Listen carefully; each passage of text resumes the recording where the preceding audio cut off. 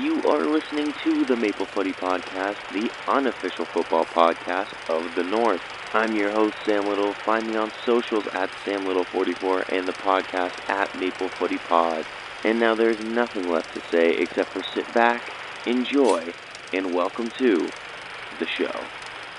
Hello and welcome back to the Maple Footy Podcast. And today we are, of course, talking about Snowmageddon, the Snow Bowl, whatever other way you want to describe it, the CPL final between Atlético Ottawa and Cavalry in a very snowy night in Ottawa. Is there a more Canadian way to play it? I don't believe so. We had the snow. I'm sure people were drinking their Tim Hortons, wearing some Timberlands, wearing their Roots sweatpants, or if they were watching from home, drinking a few brewskis with the boys, and brought their shovel to shovel out a seat for themselves. So, just trying to name Canadian cliches. I think that's a good few. But yes, this is, I'm not going to lie here, this is going to be a tough one to analyze, because how do you analyze a game like this? This was a fun watch, I suppose, but also a very unique watch, and as both kind of coaches put it, this was not football, and that is fair. I don't believe this was football either. It was definitely entertaining, as a neutral for sure, but yeah, I kind of feel for the players a little bit. But before we get proper started, this is going out on November 11th, which is Canada's Remembrance Day. A day to remember those who served for our country. And of course, I just wanted to give a thank you if you happen to be listening and have, fought for our country or, served in the armed forces in any capacity. I just want to say a big thank you. I have family that has served in the past. So yeah, I just want to say a big thank you to you for risking your lives every single day for Canada. And as I said, November 11th, Canadian Remembrance Day. Remember to take that moment today to do the moment of silence, reflect on everything that has been given, and yeah, hopefully one day the world will just be a peaceful place. That would be amazing. But yeah, so if you do happen to be listening to this and you have family, friends, or you yourself have served, just know Maple Footy, we thank you. And yeah, we will get back into the episode. So yeah, snowy day at TD Place in Ottawa, Atlético, Ottawa. Yeah, I'm probably just going to run off on a few tangents, and that might just be the episode, because I truly don't know how to analyze a game like this. I don't really think you can fairly analyze a game like this, because this was, as the coach said, not really a football match. Even when they cleared the snow off for extra time, it was still very slick, slippery, and tough conditions. But at least you did get to see a little bit of some football being played. Of course, the talking point is that David Rodriguez bicycle kick, because that may just be the greatest goal in CPL history. Tristan Borges may want a word on that for his Olympico in the 2023 final. I will let you guys decide which is the best one. A thought for Cavalry and Marco Carducci, though, for being on the end of two insane highlight reel-worthy goals in two finals. That is tough. But yeah, that has gone viral. So for anybody, not that I'm saying it's right that they played this match, because I'm not totally sure it was. But for anybody asking, why did they play this match still? This is why. That clip has gone viral. It's the most talked about moment for the CPL, I think, maybe ever, given how many accounts are just posting about it. There are big-time football accounts from all over the world posting about it. So it is, that is why. The CPL, I think, knew that there could have been virality? I think that's a word. We'll use it in this, and I will say, taking players' health and safety out of it, a good play by the CPL, putting players' health and safety into this. There luckily, no injuries have been reported. This could have been an injury-filled evening because that is no way to play. Running in what had to have been 3 to 4 inches of snow in just your cleats, shorts, and maybe a long sleeve shirt. Yeah, that's not super safe. But regardless, credit to the players, coaches, staff, everyone for being like, no, we're still going to play this. And the CPL was kind of right. And I mean, that's just my assumption as to why they played this game, because I saw a bunch of stats. Like, that clip has been viewed literally millions of times across different social media platforms. So it just shows you that, put Canadians in soccer and snow, and people are going to talk about Canadians doing the most Canadian thing possible and playing the soccer in the snow. So, yes, I think that is why they most likely played this match. Once again, not speaking for the CPL. That's my intuition, I guess, as to why they played this game.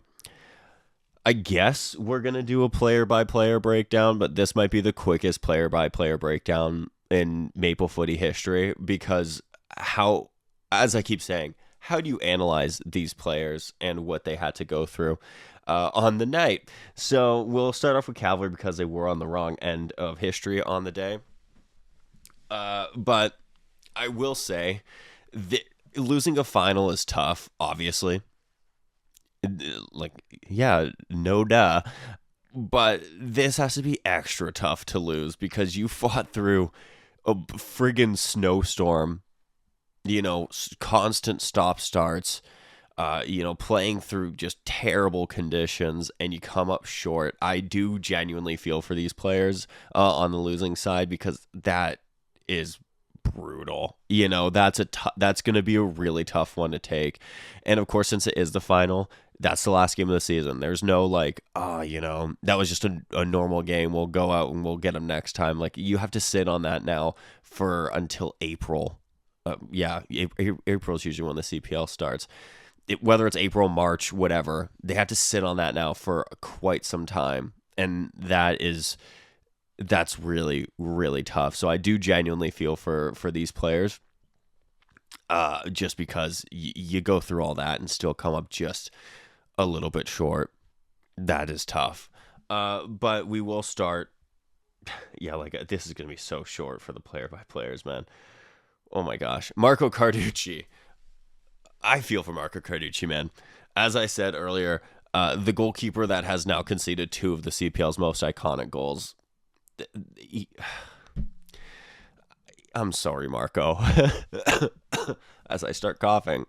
A lot of people who know him, I obviously, of course, don't personally know him, but they were saying on commentary, one of the classiest guys in the CPL. He's been a great champion and a great player over these years, 7 years. He's a day oneer for Cavalry. He's been here, done that. Now the captain of the club, has led them on multiple big occasions for the club on their greatest ever days. So I do feel for him because that is sadly the job of a goalkeeper. He makes all these saves during the regular season, had maybe his best ever season for Cavalry, genuinely, and still to now have to deal with, I conceded 2 in the final. Do you know what I mean? So I do feel for him, especially in these conditions that could not have been easy for him to play. I will say a word on the bicycle kick. Literally nothing he could have done about that. I think he could have had 5 goalkeepers in net. No one's saving that. It was literally bicycle kick, bar down. He's not saving that. He's not saving that in normal conditions. You know what I mean? It was a great goal. The second goal, at first when the commentary was saying, he hesitated to come off his line, I was like, did he?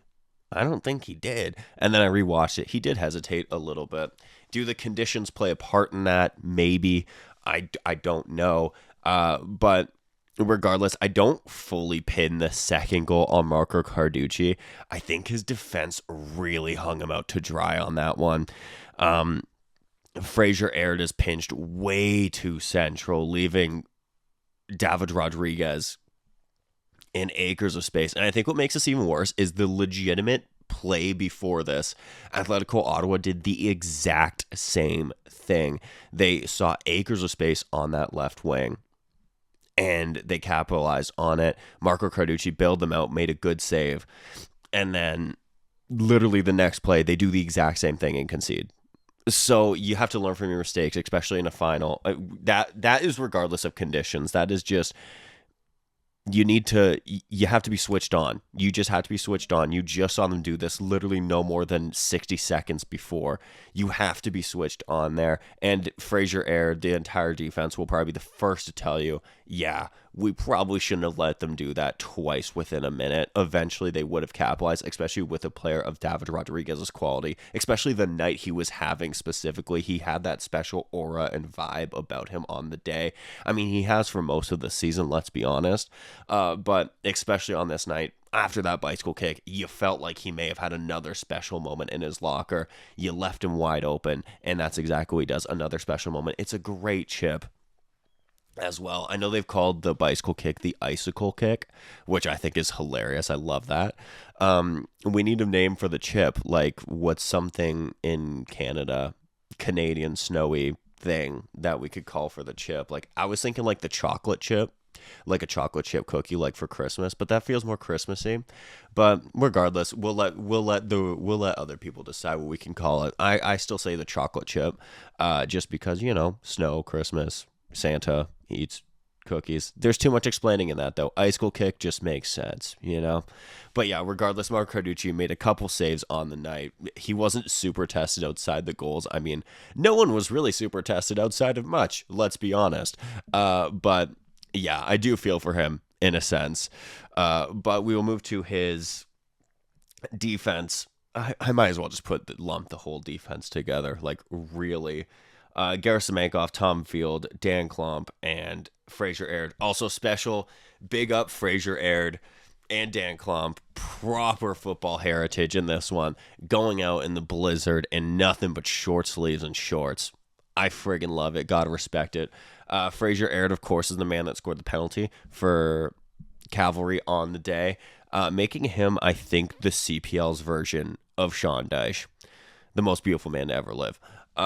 Because Sean Dyche, as we know, has scored a beautiful penalty in his career, loves to go out in the snow in nothing but his just normal pants and normal shirt, no coat, no nothing, just a proper guy. So Fraser Aird carrying that baton of being the CPL Sean Dyche beautifully. And yeah, I mean, the Cavalry defense, they did well enough given the conditions. I would love to say that they really did great, but the conditions made it quite hard for them. There were moments where, they got a lucky bounce and they were able to clear the ball out, or they got their bodies in the way of something. And let me tell you, that ball had to have felt like a friggin' cement block hitting these guys at times, because oh my gosh, it's cold, you're cold, that ball is probably just a brick of ice, and then you got someone shooting that ball and you have to throw your body in the way. Yeah, that's gotta hurt. When they did get to kind of get forward, like Gerasimenko and Fraser Aird, you saw some bits of quality, some nice crosses into the box, but never really amounted to anything. I will say it was a very nicely taken penalty by Fraser Aird. I was very interested to see how that would go, given how much snow had accumulated. And is he going to blast this? Is he going to place it? Can you place this? Because you're just trying to kick this so the ball even moves forward. It was a calm, cool, collected penalty. I thought it was a good penalty. As I kind of said, I felt the defense left Carducci out to dry a little bit for that second goal. As I said, didn't learn from the mistake literally a minute beforehand, and then David Rodriguez goes and scores.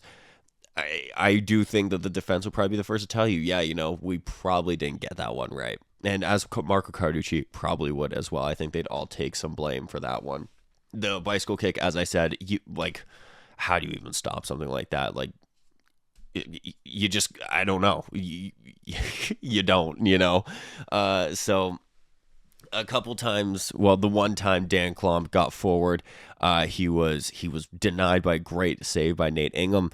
But yeah, outside of that, I can't really say a whole ton on I can't really say a whole ton about anybody. But the defense, I will say, good on Tom Field. He has not played a lot of football over the last little bit. Uh, he went the full 90, then was pulled off in extra time. That could not have been an easy game for him to do. Stop, start, freezing cold, coming back from injury.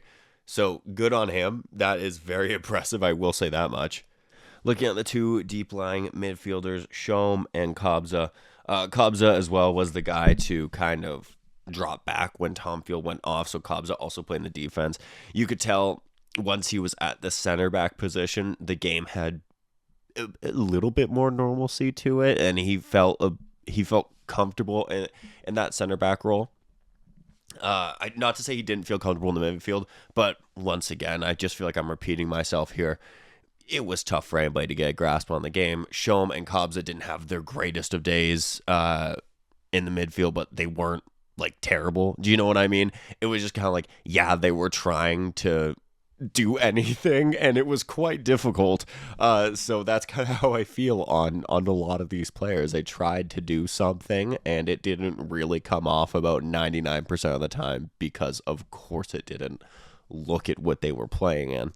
Moving up to the front four for Cavalry, I will say Intigne was probably the most lively and maybe the most comfortable in the snow. It felt like, of course, he still didn't have probably the greatest game that he would have wanted to have had, but I will say he looked the most comfortable in the snow and looked like he could do something. I mean, he is also the guy that got fouled for the penalty, but it did feel like he got on the ball a lot and was trying to carry that forward, drive that forward. I felt he was the best of this front four, and it felt like the most acclimatized to the conditions, maybe on all of Cavalry. But yeah, he was, not that it was, a typical Intigne performance, because he is a very exciting player. But it did feel like still you saw flashes of what Intigne can do. Given the conditions, he was a bit hampered in that sense. But yeah, I felt he was carrying the ball forward a lot. He looked the most likely of that front four to create something and get something going for Cavalry. And yeah, he was, as I said, hampered a lot by the weather, but still, I think a pretty solid outing from him. On the other wing was Ali Musi. Not his best of day for Cavalry, but once again, you caveat that with the weather. I was pretty surprised to see him pulled off though, regardless, just because he is a player that has that in his locker, and I do know this wasn't a normal game, so maybe they don't have it in the locker on the day, but he is that type of player where it's like he could pull something special out at any moment. And of course he does kind of get pulled off, but yeah, not his most effective day. Tobias Warshevsky, also another guy that, as a lot of these guys did, were not their usual selves on the day. You know how much Warshevsky loves to have that ball at his feet, drive at guys, dance through defensives, really do something. He struggled with that, understandably so, because, you'd see him try to do it and then just get stopped, not even by a player, just by a snowbank, So you didn't get to see the best of Tobias Warshevsky, which I think is a shame, because he is, once again, just such a joy of a player to watch. He's a great player. I don't know what his contract is with Calvary. He's been there now for 2 seasons, so potentially maybe we might not see him as a Calvary player next year. I obviously don't know because I'm not privy to that. But I'm just going off of what usually CPL guys are at. It's usually 2 to 3 year contracts, club options on top of those. So not super sure. I really hope that we see more Tobias Warshevsky with Cavalry, just because I do quite like watching him as a player. I think he's a great player. Elva as the center forward, once again, he didn't have much to do. No real service in this one. And yeah, that kind of brings me to end all the starting 11. Looking at the subs here, not going to have a whole ton to say. I'm just going to highlight some moments. Good to see Camargo come in, one of the best players in the league. And he is, of course, another guy that struggled with injury. He got injured on the last day of the regular season. So it was nice to see him get in here. I think it may have been a different game had the conditions been, a bit better. We might have been able to see the best of Camargo. I will say in extra time, I think you did see him look a lot more comfortable, as you did with a lot of these guys. You saw them all look a lot more comfortable in extra time, given that there was a lot less snow on the pitch. But you saw him kind of get on that ball more, maybe try to create something. But yeah, it was nice to see him come in. And then a special shout out to Baldissimo, who came on in the 105th, and then come like the 107th was making a last-ditch tackle to prevent an Ottawa goal. Of course, in the end, it's all in vain because Ottawa still ended up scoring a second. But at the time, it kept it at 1-1. I believe that was the play that then led to, just like a minute later, David Rodriguez scoring. But still, it was a great play by Baldissimo. And a great way to kind of show, I'm coming in the 105th minute of a game, and I'm still locked in. So that kind of brings me to an end of the Cavalry team. I do now wonder where this kind of leaves the club. This is a fourth CPL final for the club, having only won one. That is not a great takeaway. And by no means am I saying, you know what, get rid of Tommy Wheeldon Jr. He has shown time and time again that he's a great manager for Cavalry. I just think that there might be a conversation to be had about him being able to get Cavalry to the big one, but maybe like the big game, but then maybe not getting them over the hump. Just because, 3 finals now, 4 finals, 3 losses. I think that's a telling stat, I think. I'm not going to sit here, like I said, and say, get rid of him, because he has shown his quality, he's shown his worth.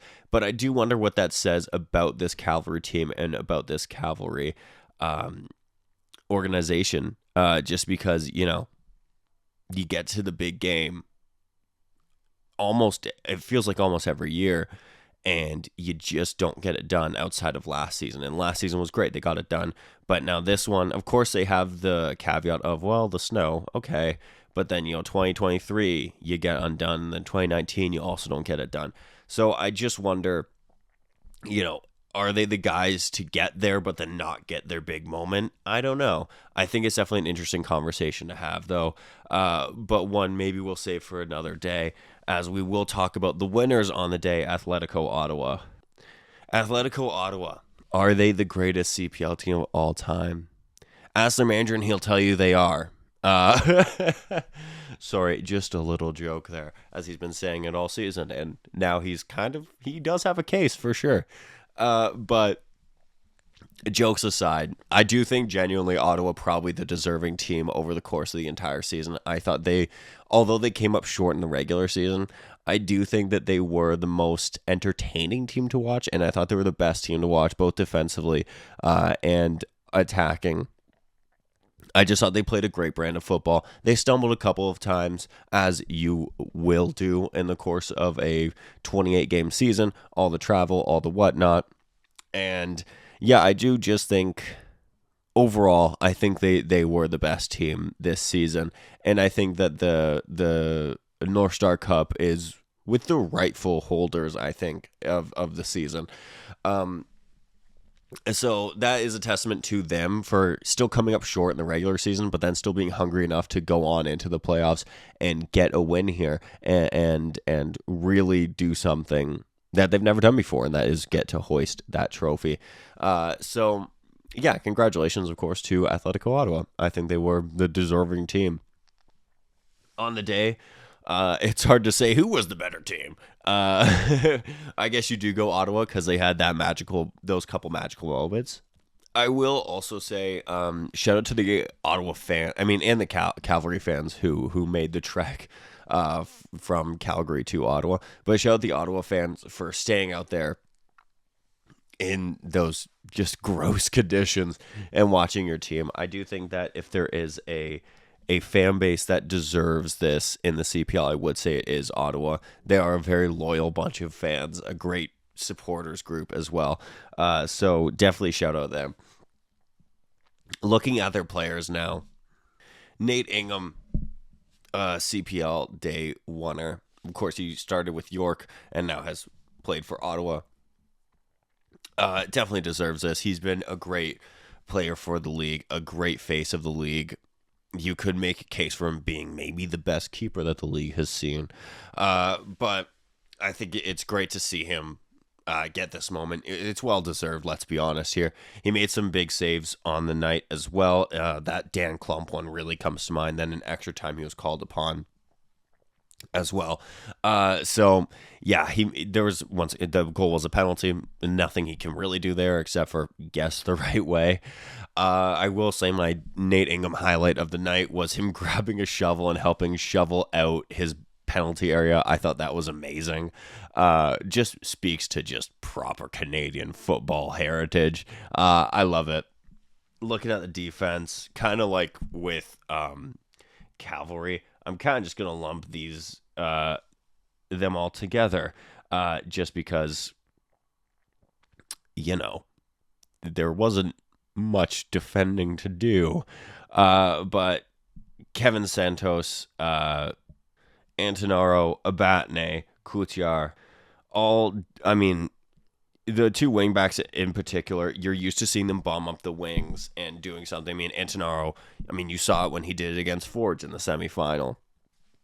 And Santos, you saw him do it, it felt like just on the regular, as Antonaro did throughout the season. You could tell they were not being able to do that. Anytime they kind of tried to run forward, you'd see them slip, or, like with most players, the ball would kind of stop, hold up on them. It was tough. I will say for Santos, he was the culprit for the penalty. If Ottawa had gone on to lose this game, I think he is the villain for Ottawa a little bit, because I just don't know what he's doing there. In those conditions, to make a tackle from the back in the box in good conditions is a tough thing to pull off. But then add in the conditions, I just really don't know what he's thinking there. On the bright side, he doesn't have to worry about that because Ottawa went on to win the game. But yeah, it was very much of a, what are you doing there, man? But regardless, doesn't matter. He gets to call himself a champion. So really, it doesn't matter. And without that, maybe we don't see the Dowd Rodriguez 2 moments of magic. So really, maybe we should be thanking Santos for that. The center backs, I think the only thing I really have to say on the center backs is Batney was extremely lucky not to be sent off. I thought he should have been. He went in, studs up on Antigone, 2-footed studs up on Antigone. And I know the commentary had kind of said, oh, he might be getting saved by the conditions. That is probably true. Maybe the ref was trying to give him the benefit of the doubt here. I think if there was VAR in the CPL, I think regardless of the conditions, regardless of anything, I think he would have gotten sent off had there been another look at that. That was a really bad tackle from a defender who's been great this season. He wasn't bad on the night. Nor were his two partners at the back. But, just not a whole bunch to do. Kind of like the Cavalry defense, they would step in for a block here and there, or, shut down a play and whatnot. But really not a whole ton. But yeah, I will say on him, he was very lucky not to see red in extra time, which could have really changed the game, but we'll never know. Though that's the beauty of football, I guess. But yeah, still a great season from him. Nonetheless, one of the best young players in the league. Let's be honest here. But yeah, that was a really, really lucky moment for him, I would say. The central midfielders, Castro and Aparicio. Aparicio, I thought, if Rodriguez didn't have his 2 amazing moments, I would say, honestly, Aparicio probably man of the match. Just because he was another player, kind of like Antigone on Cavalry, where you still didn't see the best of Aparicio given the conditions, but you did definitely see his quality at times. You could really tell that he was trying to control this game, really trying to spray the ball. And it was his great pass to Rodriguez for the second goal. So you did see his moments here and there. I do think he was really trying to make Cavalry pay with the set pieces. He was really trying to take advantage of those. He whipped in a good few free kicks, corner kicks, what have you, off of those. And yeah, I just thought he was quite impressive on the day. As I said, still not his greatest performance, but look at the conditions and whatnot. I do think he had a very good game, and he is now a 2-time CPL champ, having won it with Pacific in the past. The front three, Salter and Tabla, like most other guys on the field, you didn't really get to see the best of them on the day. And Tabla, I will say, this is a really cool story for him. He came through the Montreal Academy, I believe, then went to Barcelona, and now has obviously come back to Canada. He was on the Ottawa side that had lost back in 2022 and is now here being able to call himself a champion. I think that's a really cool story, and that is like the Spark Notes summary version of the story, but a cool story nonetheless. Sam Salter now gets to say he leaves the league as a Golden Boot winner, CPL MVP, and Players Player MVP, along with a CPL champion, as of course he is going to Sweden come January, I believe was the pre-contract. So it'll be really cool. He gets to link up with Dubrian, the former Atlético Ottawa fullback. So really cool to see two Canadian boys going to be playing there. And of course, the man of the moment, everyone that is talking about this final is talking about this man. It is David Rodriguez. And if you are unfamiliar with David Rodriguez, this is not a one-off. Like, yeah, maybe that bicycle kick, he hasn't done that before. Okay, fair enough. But I want you to know that he is an extremely quality player. Like, this wasn't just oh man, he had the night of his life. Like, no, like, he honestly was probably a top, at worst, 4 player in the league this season. He had a great season with Atlético Ottawa just throughout the entire campaign. A definite case for just MVP in general. So I don't want you thinking, oh man, he's just a player that had a great night, which he was, don't get me wrong. But it wasn't just a one-off, he's never had a great night before. No. Like, he is a quality player. And, of course, like a lot of other guys, he did struggle to really perform in these conditions. Of course, those 2 moments are absurd. Like, those are insane moments, especially that bicycle kick, of course. Like, insane. But I will say, like, you still didn't take those moments of it. You did not see the best of David Rodriguez on the day, and you still saw a good David Rodriguez, kind of like Aparicio and Antigone on Cavalry there. Of all the players, I thought you did see him really trying to show what David Rodriguez could do. Given the conditions, he was trying to get on the ball, he's a very creative spark. He's a very attack-minded player. He's always trying to figure out a way to really grab a goal in some way, shape, or form, whether he's the one putting the ball in, whether he's taking the shot, whether he just plays a part in the goal setup itself, who knows. But you saw that on the day. And then, of course, his 2 amazing moments. That bicycle kick is just insane. Like, it really is. It's instantly iconic. In Canadian sports, I would say, not even just like Canadian soccer or CPL. Like, I just think in sports in Canada, that's wild. Look at the backdrop, look at the conditions, look at the magnitude of the final. And then, of course, they went on to win. So, like, that is a Canadian heritage moment. It just is. And then, of course, the second goal is a phenomenally taken. It's kind of getting overshadowed just because of how good his first goal was. But make no mistake, that chip in those conditions, you have to be an insanely good player to pull that off in good conditions. He's done that in those conditions. Like, he just quality on the night when he needed to be as well. He gets the CPL final MVP, and I mean, who else could get it, you know? I know I said Aparicio, if David Rodriguez wasn't, you know, amazing with those 2 moments on the night. But to be a finals MVP, you have to do something very special, and he did it twice.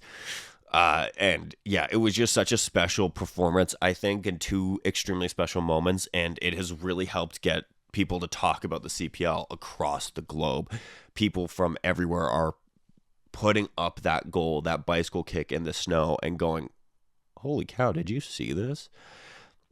It's very good. So what he's just done for the league as well is amazing. Let's hope that momentum can carry forward into the next season as well. But yeah, if you are unfamiliar with Rodriguez, just know this wasn't just like a one-off night where he was great. No, like, this guy is the real deal. He is very, very good. those two moments will go down in CPL history for sure. And that bicycle kick moment, I think, will live on a lot of highlight reels for years to come. Look at the Ottawa substitutes. I was happy that Sissoko got in as a Forge fan. He's a former Forge player. He also made a big goal line clearance as well. Did that happen in extra time, or was that in regular time? No, it was the Klomp thing. Because Dan Klomp had his opportunity saved, then someone rebounded it, and then Sissoko cleared it off the line. So a big contribution for Sissoko as well.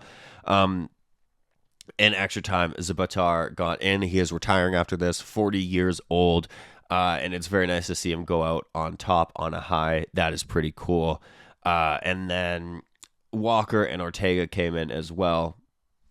They came in to waste some time. They came in the 122nd minute. So that was just coach trying to wind down the clock. But yeah, credit to Atlético Ottawa for playing in those conditions, getting the job done, and bringing the North Star Cup to Ottawa for the first time ever. Back in 2022, they were so close. Having a great regular season, then getting to host the final, and then just falling short on the day. So now to come back 3 years later, I was about to do mental math. 3 years later, and really showing Canada as well, because I feel like a lot of Canadians watch this. Worldwide, people watch it as well. Really cool for Ottawa to get to do that, get that moment, and really add that trophy to their cabinet. So really, really cool. I will say, good to see that the CPL is getting talked about. I saw a tweet from Craig Forrest, one of Canada's best, saying it's a shame that Canadian outlets have not picked this up and aren't talking about it, because more people are talking about outside of Canada than in Canada. And I think that really speaks to how Canada views just our soccer program in general. They don't care until it's World Cup time, which is why I think you should listen to podcasts like the Maple Footy Podcast or other ones as well, because people will cover it. You just, sadly, you have to kind of go out of your way to find it, because the big outlets, until it's World Cup season, do not care. And I think that's a shame, because this game should be the most talked about game right now in Canada. Enough about the NHL, the NFL, the CFL for the day, like literally just the day. Talk about this game. This game was insane. It was really cool. It was really great to see. You saw a community get together in the freezing cold. You saw an unreal bicycle kick, a great chipped goal. This is what the CPL is, man. Like, young talent getting to show off what they can do. Canadian players anywhere between the ages of friggin' 16 to their late 30s and 40s showing off what they can do and doing it. And yet no real mainstream Canadian outlets have really picked up on that. And I think that's a real shame. So I guess that's a little rant on that. But anyways, congratulations to Atlético Ottawa. I think the deserving winner over the course of the season. Two magical moments, especially that one that will live on, I think, forever. Really, really great. Sad that the CPL season is coming to an end. CPL coverage is not over just yet on Maple Footy, as later this week I will be dropping my CPL awards for the season. We're talking team of the season. We're going to give each team a breakdown of their season. We're going to do player of the season. We're going to do young player of the season. We're going to do defender. We're going to do all of it. We're going to do best non-Canadian player. We're going to do it all, baby. And it's going to be a whole ton of fun. So don't miss out on that. And outside of that, Canadian Internationals are coming up this week. So I will be covering those as well. So stay tuned for all that. Very fun times here. And yeah, thank you so much for listening. I hope you enjoyed. I hope you enjoyed this CPL season. If this is your introduction to the CPL, you have seen some clips of it online. You've seen the David Rodriguez goal. I highly suggest you watch it. It's a lot of fun. You see a lot of Canadian boys doing some really good things for us. And, you know, even some internationals. We have some great Brazilians in the league. We have some great Mexicans in the league. We have, you know, some great Englishmen in the league, and any other country, you know. I think it's doing some really good things, and I just really like this league, and I want to see it succeed. So yeah, check it out, and check out the Maple Footy Podcast, of course. But yeah, thank you so much for listening. I hope you enjoyed, and until next time, Cheers, everyone. And that was your Maple Footy podcast. Thank you so much for listening. Check my socials for any and all future updates. Remember to support Canadian football, be kind, and until next time, live, laugh, little.